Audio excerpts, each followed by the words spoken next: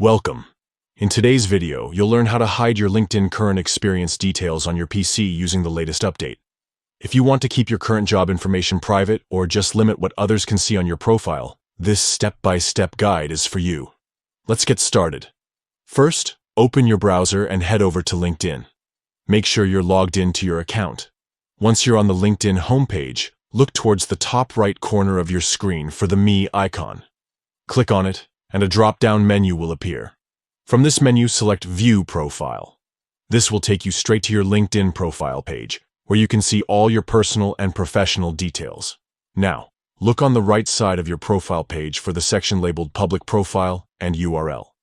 Next to this section, you'll see a small Edit icon, usually shaped like a pencil.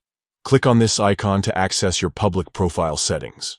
You'll be redirected to a new page, where you can control what information is visible to others who visit your profile. Scroll down until you find the section called Details, located under Current Experience. Here's where you can manage the visibility of your current job details.